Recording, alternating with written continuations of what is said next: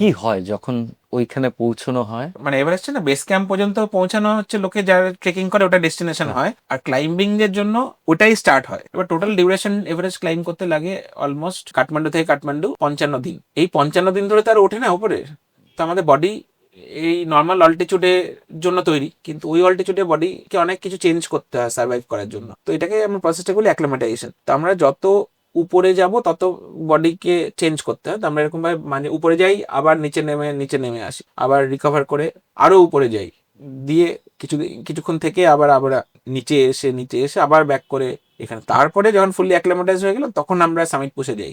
তো এই যে উপর নিচ করতে করতে এরকম ভাবে আমাদের এতদিন লেগে যায় আর কি। তো আমরা যখন ক্যাম্প 1 থেকে ক্যাম্প 2 যাচ্ছিলাম প্রথম ইয়েতে, সেদিনকায় ওরকম একটা সিচুয়েশনে বরফের একটা জায়গায় কিরকম টেম্পারেচার হতে পারে? -40। সেদিনকার টেম্পারেচার ছিল +30। আর গরমে আমরা পড়ে তো রয়েছে কিছু সব পাচ্ছি অনেক না, কিছু। কারণ ওটা না একটা বাটির মতো জায়গাটা, মানে ক্যাম্প 1 আর ক্যাম্প 2 এর মাঝখানে ওটাকে বলে ওয়েস্টার্ন কুম। তিন পাশে ওই এভারেস্টের ওয়েস্টার্ন রিব, এদিকে লোৎসে আর নোৎসে, তিন দিকে পাহাড়। এটা না একটা সোলার কুকারের মতো হয়ে যায়। আর উপরে যখন ক্লাউড থাকে তখন রিফ্লেকশন গুলো গিয়ে আবার ব্যাক করে রিফ্লেক্ট ব্যাক করে, তো গোটা জায়গাটা একটা গরম হয়ে যায় আর কি। তো সেরকম একটা জায়গায় জল শেষ হয়ে গেছে, যে বরফ খাচ্ছি আমরা, তখন গায়ে লাগাচ্ছি বরফ, এরকম এত গরম লাগছে, আর ফেরতও যেতে ইচ্ছা করছে না যে যাবো।